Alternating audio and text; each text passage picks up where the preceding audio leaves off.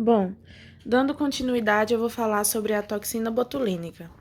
A toxina botulínica é uma proteína produzida por uma bactéria anaeróbica chamada Clostridium botulinum. Por ser anaeróbica, isso quer dizer que ela se desenvolve em ambientes que possuem pouca quantidade de oxigênio.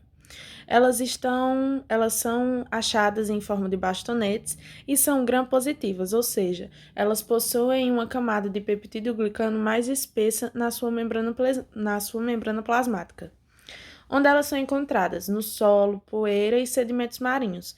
Também são muito encontradas em alimentos que são armazenados ou produzidos de forma incorreta. E essa bactéria ela é responsável pela produção da toxina botulínica, bem como outros tipos de toxina. Tipos de toxina botulínica. Existem do tipo A, B, C1, C2, D, E, F e G. Porém, apenas alguns desses tipos são patogênicas ou prejudiciais ao homem, que são os tipos A, B, E e F. O tipo mais conhecido é o tipo A, que é usado em tratamentos estéticos e é comercialmente conhecido como Botox. Estrutura química. Bom, como eu já havia dito antes, a toxina botulínica ela é uma proteína constituída por 1.205 aminoácidos, e esses aminoácidos, essas substâncias, elas estão ligadas por pontos de sulfeto e ligações covalentes. Além disso, ela é dividida em duas cadeias principais, a cadeia leve e a cadeia pesada. A cadeia leve ela é constituída pela parte L e pesa cerca de 50 kilodaltons. E a cadeia pesada, ela é constituída pela parte HC e a parte HN e pesa cerca de 100 kilodaltons. Bom, é válido ressaltar também que cada parte dessa estrutura química, tanto a cadeia leve como a cadeia pesada, elas vão ter funções diferentes no que diz a respeito ao seu mecanismo de ação. Ou seja, a cadeia leve ela vai ser responsável pela inibição das sinapses, enquanto a cadeia pesada é responsável pela ligação da toxina botulínica no neurônio e a sua internalização. Como eu já havia dito antes, o peso molecular da molécula inteira da estrutura química é de 150 kilodaltons. Mecanismo de ação. O mecanismo de ação da toxina botulínica, ele é basicamente inibir a contração muscular. Ele é um inibidor da contração muscular. E para a gente entender como ocorre essa inibição, a gente precisa entender como ocorre a contração muscular de forma normal, sem a presença da toxina botulínica. Então, na nossa placa motora, existem terminações nervosas. E nessas terminações nervosas, as sinapses e os sinais são enviados para a contração muscular através de neurotransmissores. E o principal neurotransmissor envolvido nessas sinapses é a acetilcolina. Então, no neurônio pré-sináptico das terminações nervosas do músculo, no neurônio pré-sináptico, essa acetilcolina ela é armazenada em vesículas. E essas vesículas, em seu exterior, elas possuem uma proteína chamada de sinaptobrevina. Essa sinaptobrevina, ela se liga ao receptor no interior desse neurônio pré-sináptico chamado SNAP25.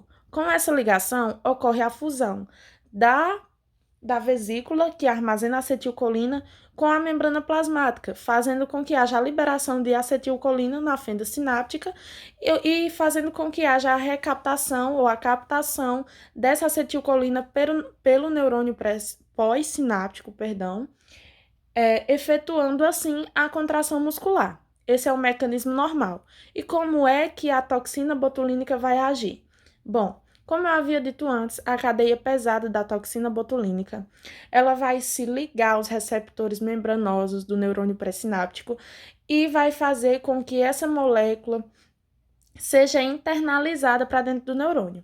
Com essa internalização, com a toxina botulínica já dentro do neurônio pré-sináptico, A cadeia leve da toxina botulínica, ela vai clivar o SNAP25, que é o receptor que está localizado na membrana plasmática do neurônio pré-sináptico, e com essa clivagem, a sinaptobrevina, que está localizada na parede, digamos assim, da vesícula que armazena a acetilcolina, ela não vai conseguir se ligar ao SNAP25, porque ele vai estar clivado, fazendo assim com que não haja a liberação de acetilcolina na fenda sináptica.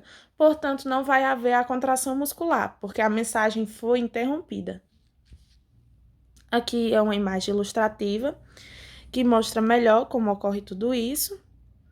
Aqui a gente tem a cadeia leve, que é quebrada, que quebra, aliás, as proteínas SNER25 e impedem a contração muscular. Epidemiologia. Bom, o que é que a presença de toxina botulínica causa? Como é essa intoxicação? Bom, ela causa uma doença, uma condição. Ela causa uma condição chamada botulismo. O botulismo, ele é uma doença não transmissível, ou seja, uma pessoa que estiver infectada, ela não vai transmitir para outras pessoas.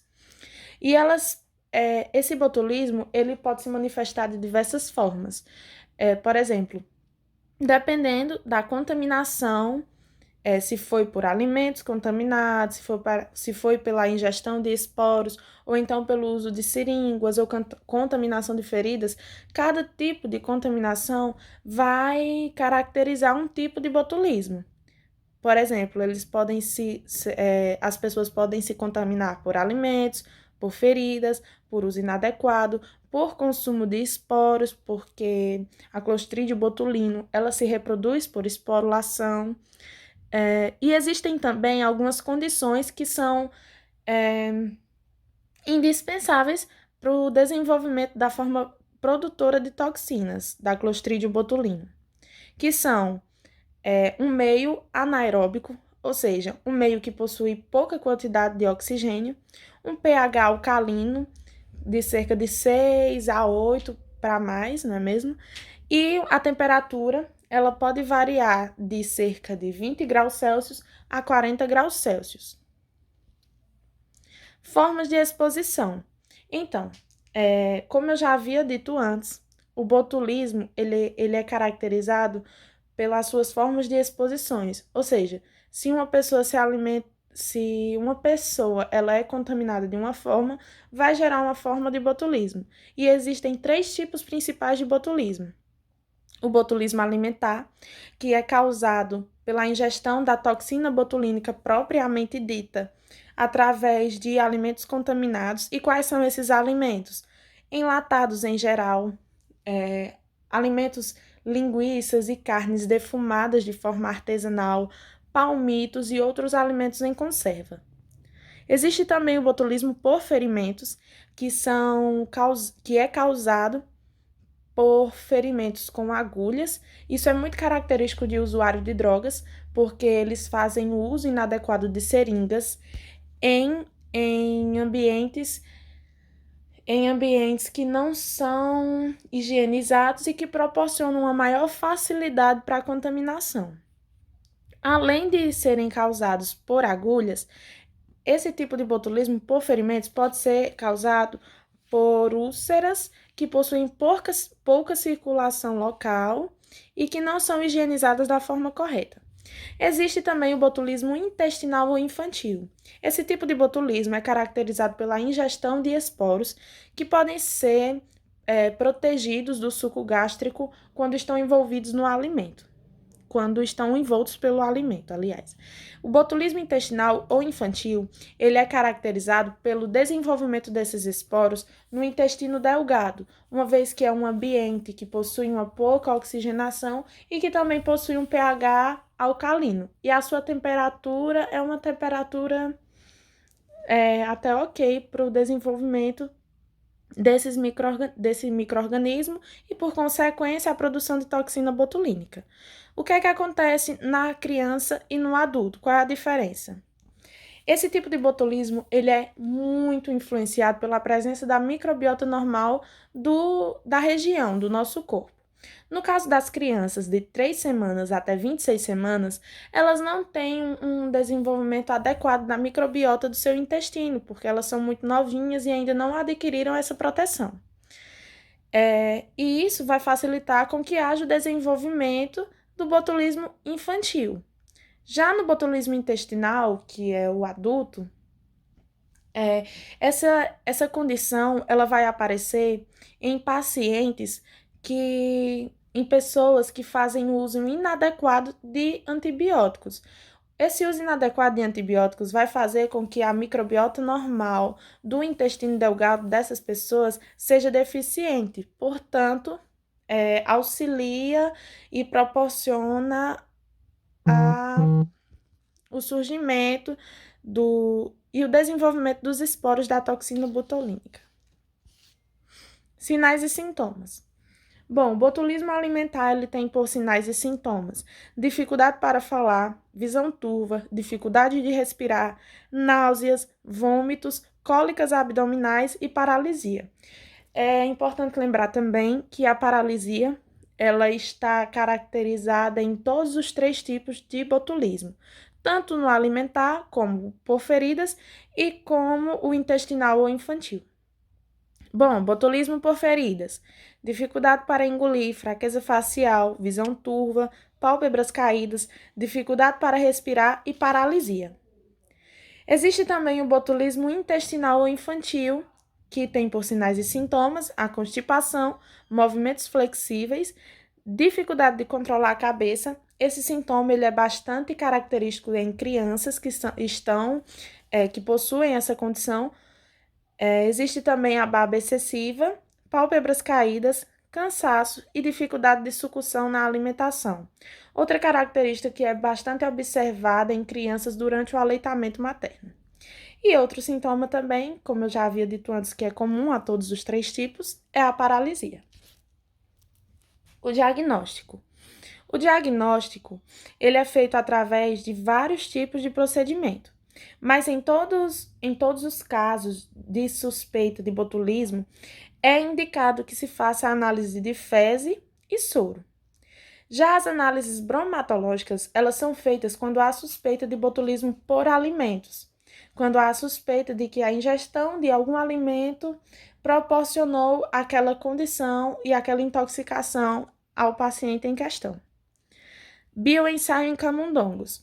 Esse tipo de teste, ele é feito com uma amostra do paciente contaminado e essa amostra é injetada em camundongos e aí ocorre a observação do quadro clínico para saber se é compatível e para comprovar realmente se é aquela doença, se é aquela patologia. E também podem ser feitas culturas de amostras do paciente e, posteriormente, a análise em microscópio, em laboratório, para saber de fato se é a Clostridium botulino e se é realmente algum tipo de botulismo. Tratamento. O tratamento. Eu coloquei aqui dano permanente porque, assim, as terminações nervosas que têm o SNER25 clivado, elas não são... Esse SNAP25, esse receptor, ele não se reconstitui. Portanto, as terminações nervosas, os neurônios que foram afetados pela toxina botulínica, eles não vão ter um quadro reversível. O que é que acontece? Acontece a formação de outras terminações nervosas naquele local para efetuar novamente a contração muscular. Bom, e o tratamento é feito nas UTIs, Unidade de Tratamento Intensivo. Existem 2 tipos de tratamento, existe o tratamento de suporte e o tratamento específico. O tratamento de suporte é aquele que está relacionado ao tratamento dos sintomas do botulismo. Por exemplo, se um paciente ele apresenta falta de ar e dificuldade para respirar, vai haver uso de ventilação mecânica, e esse é um exemplo de tratamento de suporte. Já no tratamento específico, o que é que vai ocorrer? Vai ocorrer o uso de soro antibotulínico e de antibióticos para combater diretamente a toxina circulante e a presença da Clostridium botulino. Vale lembrar que o tratamento específico ele só é efetuado quando há de fato comprovação que o quadro clínico do paciente é um botulismo, é uma intoxicação por toxina botulínica. Prevenção. Dentre as medidas preventivas estão: lavar as mãos, limpar os alimentos, evitar enlatados com recipientes estufados, porque pode indicar a presença de micro-organismos, evitar alimentos com recipiente de vidro embaçado e líquido turvo, evitar alimentos de embalagens danificadas, podem ser aqueles enlatados que possuem uma embalagem enferrujada. Produtos de conservas caseiras devem ser fervidos antes do consumo. Bom, esses produtos de conserva eles devem ser fervidos em temperaturas elevadas por cerca de, no mínimo, 15 minutos. E conservar os alimentos em temperaturas menores do que 15 graus Celsius.